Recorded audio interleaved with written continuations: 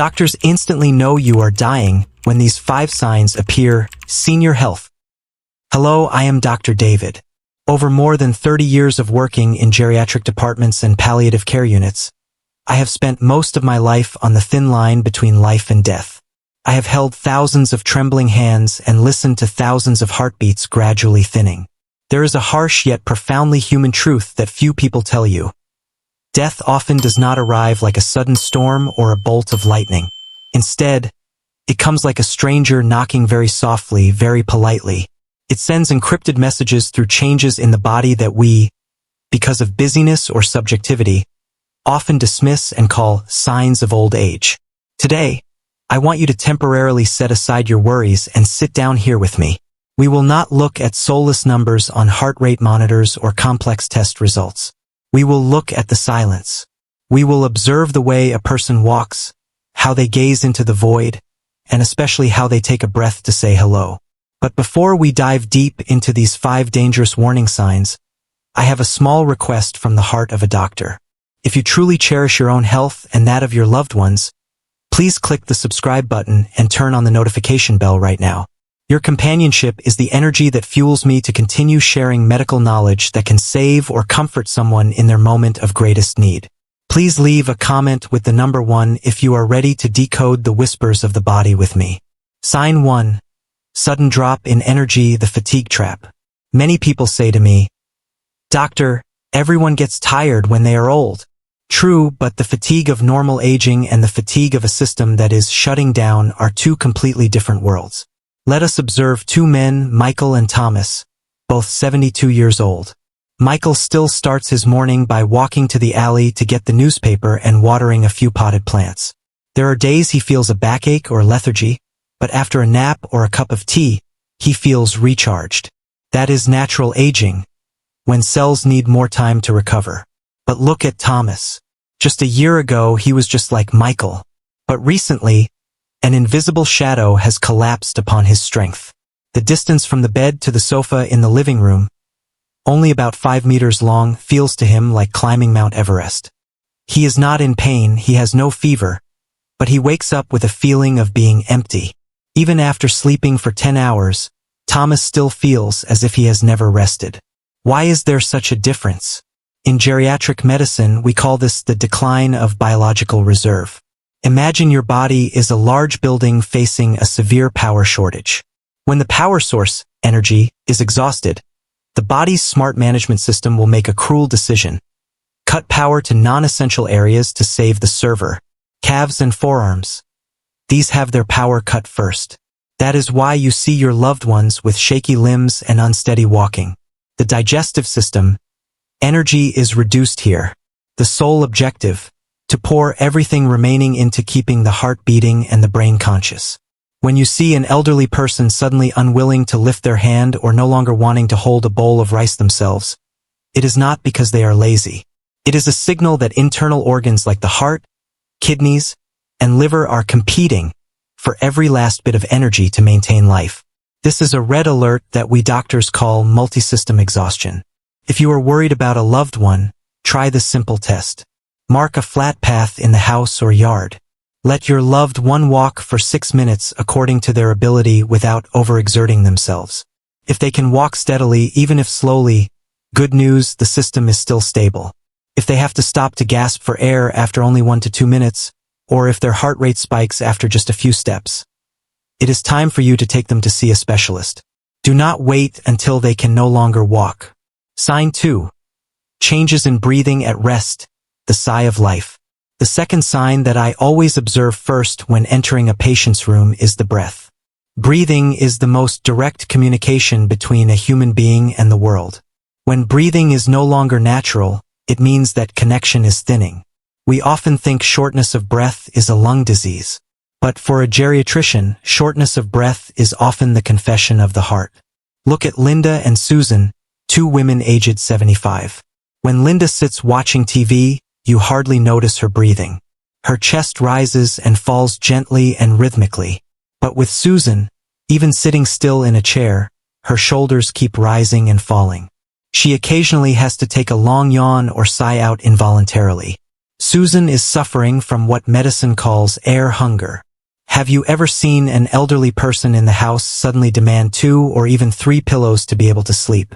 They say that lying flat feels like a blocked throat or uncomfortable. In reality, this is a survival mechanism.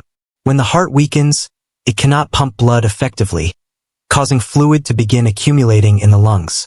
If lying flat, the fluid spreads evenly over the lung area, making them feel like they are drowning on dry land.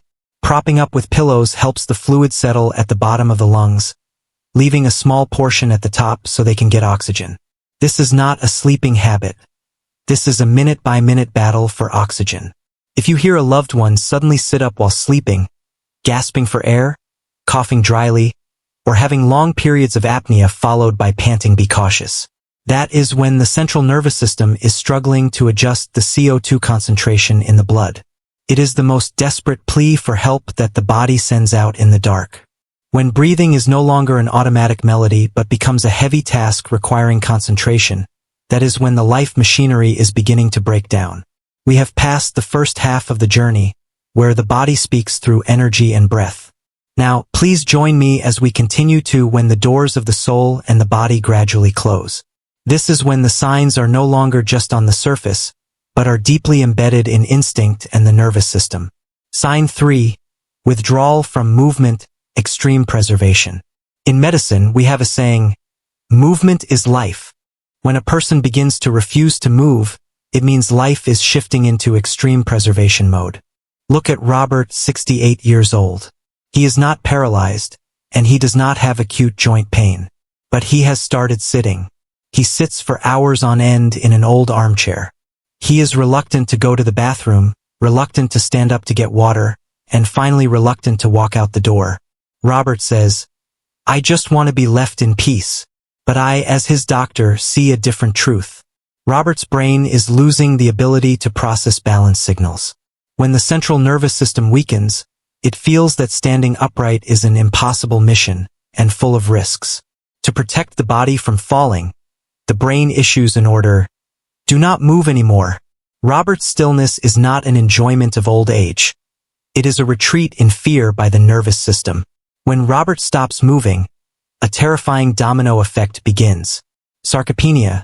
With just 3 days of lying motionless, an elderly person can lose an amount of muscle that would take 3 months of training to regain. Poor blood circulation.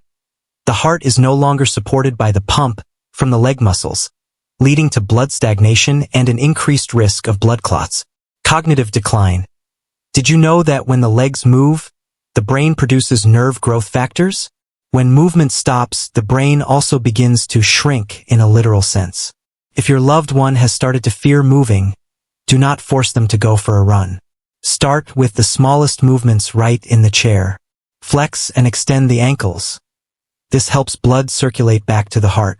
Breathe deeply with the belly, so the chest does not become tight. Lightly rotate the finger joints to keep the motor areas of the cerebral cortex activated. Do not let silence become permanent too soon. Sign 4. The disappearance of appetite when the fire goes out. The fourth sign is a silent pain for many families. The elderly stopping eating. Grandmother Helen, 82 years old, used to be an excellent cook. But gradually, she found food bland. She said she was not hungry.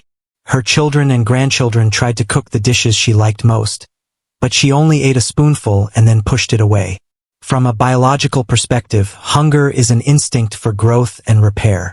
As the body nears its limit, cells no longer have a strong need to regenerate. The digestive system secretes fewer enzymes, and intestinal motility slows down. The body is spontaneously sending a signal. I do not need fuel anymore, because I am not planning to go any further. In medicine, we call this unintentional weight loss. This is when the body begins to eat itself. When there is no protein from food, it will pull protein from the heart muscle and the diaphragm, the breathing muscle. This is a natural but very heartbreaking process. It shows that the will to live of the cells is fading away. At this point, nutrition is no longer just dry calorie numbers. It is connection. Prioritize foods with strong aromas, because smell is the last sense to remain. Do not force them to eat a full bowl of rice. Let them sip a little warm soup in the atmosphere of a family gathering. Sometimes the elderly eat not because they are hungry, but because they feel they still belong to this world. Sign 5. Emotional flatness, the final separation. This is perhaps the most difficult part to talk about, but the most important, emotional flatness. Look at George, 74 years old. He used to be someone who laughed often and debated politics. Now George sits there, his gaze fixed on empty space.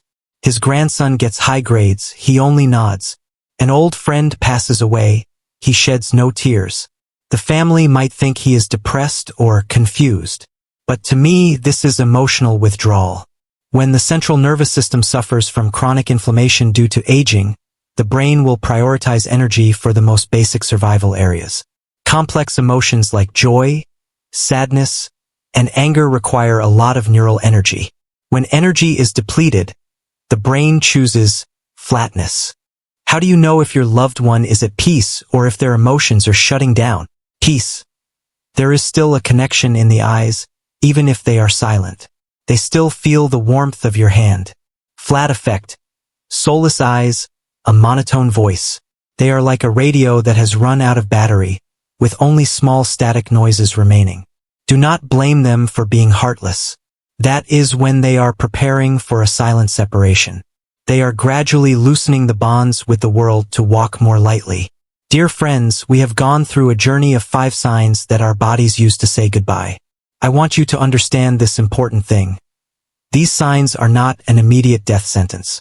They are a weather forecast. When dark clouds move in, it does not mean it will rain immediately, but it is so you know to prepare a raincoat and reinforce the roof. What can we do? Do not ignore. If you see one of these 5 signs, take your loved one for a medical checkup immediately.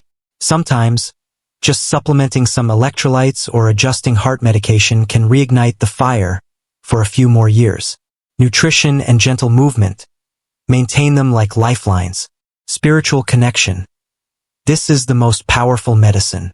A handhold, a word of love can activate the last happiness hormones, helping the body resist collapse. Life is like a book. There is a brilliant opening chapter, and there will be a quiet closing chapter. Our task is not to fear the end, but to ensure that the final pages of that book are written with respect, dignity, and love. If you find this video helpful, even just a little, please click the share button. Perhaps out there, a child is despairing because they do not understand why their parent has stopped eating, or a wife is grieving because her husband has suddenly become silent. This video is for them. Please comment the phrase, "I will listen to my body," so we can commit to living more mindfully together. I will take the time to read and answer each of your questions below. Do not forget to click subscribe so we can meet again in the next medical topics. I am Dr. David. I wish you and your family peace, health, and that you cherish every breath of life.